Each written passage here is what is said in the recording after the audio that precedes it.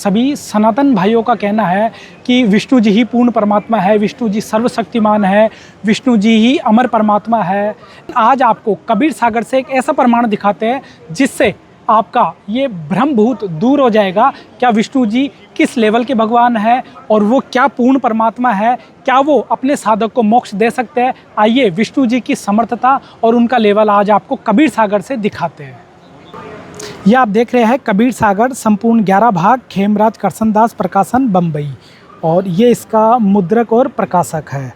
Kabir चरित्रबोध page number 43, और ये प्रसंग है लक्ष्मी जी का कबीर जी को लुभाने आना। विष्णु जी लक्ष्मी जी से कहा, तीनों लोकों में कोई ऐसा नहीं है जो तुम्हारे नयन बाण से आहत न हुआ हो, और तुम्हारी मोहिनी मूर्ति और तुम्हारी कटाक्ष द्वारा आत्मविस्मृति न कर गया हो।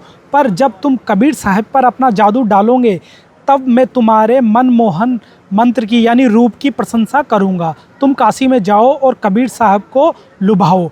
तब लक्ष्मी जी रूप बदलकर काशी में कबीर साहब के पास अत्यंत हाव भाव के साथ यानी पूरे हार श्रृंगार करके आई और कबीर साहब के सामने खड़ी होकर कहने लगी, हे महाराज, आप मुझको अपने घर में रखो, यानी अपनी पत्नी बनाकर रखो, मैं आपके साथ निवास करना चाहती हूँ। यानी लक्ष्मी जी यहाँ भोग विलास के उद्देश्य से आई थी। तब कबीर साहब ने उसकी तरफ दृष्टिपात भी नहीं किया, कबीर जी ने उसकी तरफ देखा भी नहीं और कहा, हे लक्ष्मी, तू मेरे समीप क्यों आई है? क्या स्वर्गलोक उजाड़ पड़ा है जो तू मेरे पास यहाँ आई है? मुझे तेरी कामना नहीं है। कबीर साहब जी ने कहा, मुझे आपकी इच्छा नहीं है, तू यहाँ से शीघ्र चली जा। तब लक्ष्मी जी निराश होकर बैकुंठ को पलट गई। फिर विष्णु जी आए और कहने लगे, कबीर साहब जी, आप जो कुछ मांगो, राजकाज, धन संपत्ति, मैं सब कुछ तुमको दूंगा क्योंकि आप परीक्षा में विजेता हो चुके हो।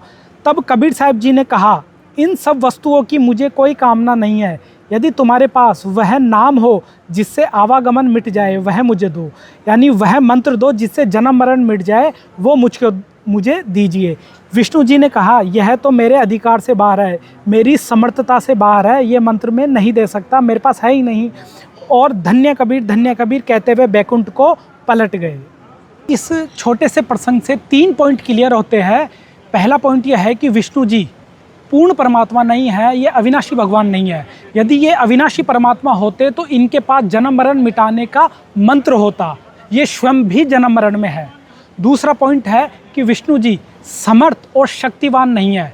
यदि ये समर्थ होते तो आवागमन मिटाने का मंत्र अवश्य अपने साधकों को देते और इनके पास होता, जबकि ये स्वयं काल और दुर्गा के अधीन है। तीसरा पॉइंट है कि विष्णु जी स्वयं विकारों से ग्रसित है, ये निर्विकार नहीं है, इनमें भी आम लोगों और देवों की तरह ही विकार है। यदि ये निर्विकार होते तो देवी लक्ष्मी जी को कबीर साहब जी के पास परीक्षा लेने के लिए इस तरह से नहीं भेजते, ये भी विकारों से ग्रसित है। तो कबीर सागर से इस प्रसंग से आज क्लियर हो गया है कि न तो इनके पास पूर्ण मोक्षदायक मंत्र है, न ही ये अपने साधक को पूर्ण मोक्ष प्रदान कर सकते हैं, न ही ये स्वयं अमर है और न ही ये विकारों से दूर है। निर्विकार परमात्मा तो कबीर साहिब है, जिसकी जानकारी स्वयं संत रामपाल जी महाराज जी अपने सत्संगों से, सभी शास्त्रों में से और सभी संतों की वाणियों में से प्रमाणित करके आज भक्त समाज को दे रहे हैं। संत रामपाल जी महाराज जी का सत्संग जानने के लिए आप YouTube चैनल संत रामपाल जी महाराज सर्च करके वहाँ उनके सत्संग देख सकते हैं और सत मंत्र उनसे प्राप्त करके जन्म मरण का वो रोग मिटा सकते हैं। वो अमर मंत्र आज संत रामपाल जी महाराज जी प्रदान कर रहे हैं, जो